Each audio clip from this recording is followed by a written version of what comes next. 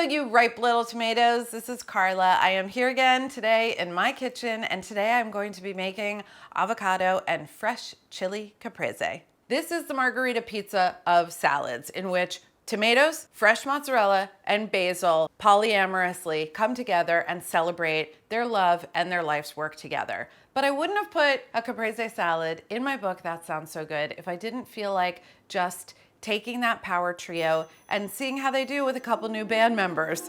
That is why my spicy avocado caprese also has chilies. It also has creamy avocado. It also has some grated garlic and some punchy splashes of vinegar. We're gonna make this caprese. I think it's really excellent. You'll let me know. Let's do it. First things first, 2 of the things in the salad must be at room temperature before you start making the salad. Most importantly, the fresh mozzarella. All cheeses are more delicious at room temperature. They're kind of cold and their fats are clenched up when they're cold, and you don't get all of that beautiful creamy runniness that you get when it is warmed up a little bit. Tomatoes. Don't store your tomatoes in the fridge. That's what makes them mealy. When you get your tomatoes home from wherever you purchase them from, leave them at room temp. Next, I'm going to go right into a curveball and get this chili going. This is a long red chili. Chilies are in season in the summer. They're nightshades like tomatoes and eggplant. And what grows together goes together. So I think that's why there's a chili in the salad from the get-go. And also because like the cheese is so creamy, the tomatoes are so sweet. Would I put some crushed red chili flake on a margarita pizza? Yes, I would. So that's, I think, how chilies got involved in this whole cult. I didn't really want the flavor of just raw chili in this salad, so I'm gonna infuse these with oil and garlic, and that's going to kind of open up the flavors, and also seasoning with salt. So it's almost like curing them, like giving them a light, fresh olive oil and salt cure before they go on the salad. Take a pinch of salt. Also got a clove of garlic. If you wanted to leave raw garlic out of this, I totally understand, and I'm totally fine with that. But I think that punchy, spicy, pungent flavor is also really nice in this fatty, creamy, bright, fresh mix. Before adding any oil to this, I want to use a little agitation and that coarse salt and stir this until the peppers look shiny and they start releasing some liquid. Because if I just poured oil directly over this, the salt might not dissolve because it would be suspended in fat. I'm gonna drizzle the oil over. Use really nice extra virgin olive oil. This is one of those times that when people are always talking about having 2 kinds of olive oil in the house, one just for cooking and one really nice one for drizzling over raw things, and you always wonder like when am I really supposed to do that? What is the scenario when that comes up? This is the scenario that you want to use any olive oil that you didn't open because you were waiting for the beautiful salad to drizzle it over. This is that salad. You're basically making a fresh chili oil at this point. And this could sit all day. So if your cheese was really cold, people aren't gonna come over for like 4 or 5 hours. Get this going. Cheese is warming up. Everything is infusing. It's just gonna make the salad more delicious in the end. And you wanna wait to cut the tomatoes until about an hour before, really ready to like put the whole platter together. Time has elapsed and we're back. I've got beautiful cherry tomatoes. Why did I choose cherry tomatoes for this recipe instead of like big heirlooms or big beefsteaks? And the reason why is because I think it is really easy, reliably, to find pretty good to excellent cherry tomatoes in a supermarket environment. So you don't have to live near a farmer's market. You don't have to be growing tomatoes in your greenhouse. A beautiful high summer cherry tomato is gonna have all that sweetness and acidity that you're looking for in a regular tomato. I think they look really cute on the platter. I think it's easier to just scoop up with a spoon and serve. So for all of those reasons, lean into the cherry tomato. Now I've got my fresh mozzarella.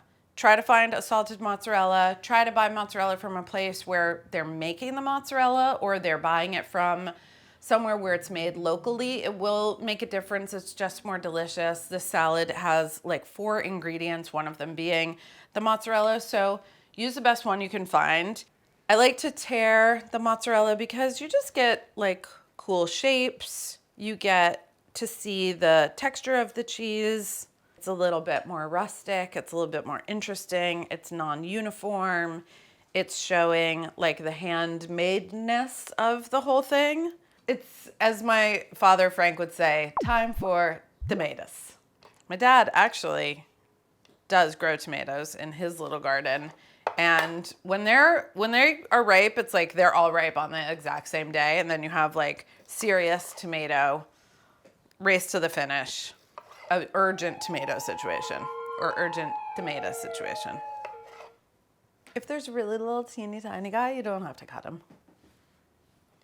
If you yourself happen to buy like the most gorgeous big heirlooms, beefsteaks, Romas, like whatever tomato really gives you that warm, juicy tomato feeling, use that one.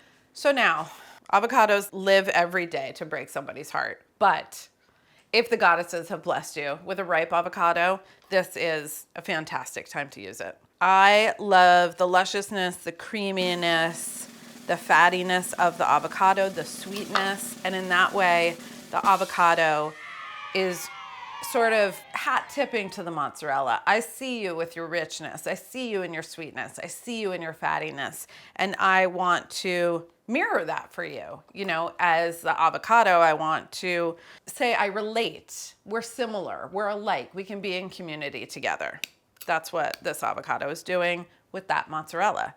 And then avocado and tomato, great together. Avocados and chilies, fantastic. Avocado with a little bit of garlic and salt, also really delicious. So if these guys go together and these guys go together, then why wouldn't these guys go together? This is how you build community on a platter. Again, going for like an avocado-ish shape with the avocado, because avocados don't always want to be like put into cubes, like literally putting the avocado into a box. People don't like that. I don't think avocados like it either. The person you want to be is the person who's like, when the people leave, when your friends leave, they're like, I've had Capreses before, but I've never had a Caprese like that. And they're saying it in a good way. As opposed to the people who are like, I've had Capreses before and they're good. And that was like really fucked up. No one's gonna say that. Great, all of the colors of the Italian flag are represented here. I just feel more relaxed when I'm surrounded by the colors of the Italian flag.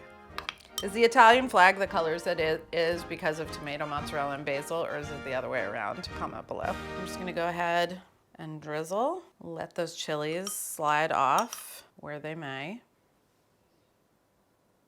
Add a little more salt. I always think Caprese is more delicious with just a little bit of vinegar in the mix to balance everything out. I'm using my dad's red wine vinegar that he makes in a barrel in the basement. And then a little more olive oil. We had olive oil with the chili, but it wasn't like that much. So this would be the place if you wanted to make the salad ahead of time to kind of hold off here. You've salted everything. The avocados have been dressed with vinegar and oil, so that's gonna prevent them from browning. And as the mozzarella sits and the tomatoes sit and they've been dressed, they're going to release all this really beautiful liquid that becomes more dressing. So it's a great, great thing to do a little bit in advance. And then at the last minute, go in with the fresh basil. This is Italian basil, but I truly think that like the purple basil, opal basil, Thai basil, all of the basils are lovely in a caprese. And they're really, really pretty too. Fastest salad I ever made, and a truly beautiful avocado and fresh chili caprese. As I look down upon this riot of color and texture, I love mozzarella, I love avocado. I would love for them to love each other. So just take a chance, around and find out. Everyone can come. This is what you want in your salad. This is what you want in your community. This is who you want at your party. And The classics are classic, but as time goes on, guys, we're evolving, we're changing. We're also letting sit, right? Because like, you just let it sit for a minute and then it will get better, right? So whatever is going on, we're just gonna sit for a second. And then when we get up, we will feel better. So we let the salad sit. I have let myself sit, and now we're gonna get up and we're gonna party. See how scoopy that is? And you don't need a fork. That's that like salad making its own salad dressing. Super delicious with some crusty bread, I would say. Super delicious alongside some grilled meats. Chili went down, got the burst of the salt, the spicy. One thing I forgot about mozzarella, it has a little bit of a chew. Avocado, no chew. So they're like, I'm like you because I'm fatty, but I'm not like you because I'm creamy and you're chewy. Totally great. Caprese, open to interpretation, just like everything else.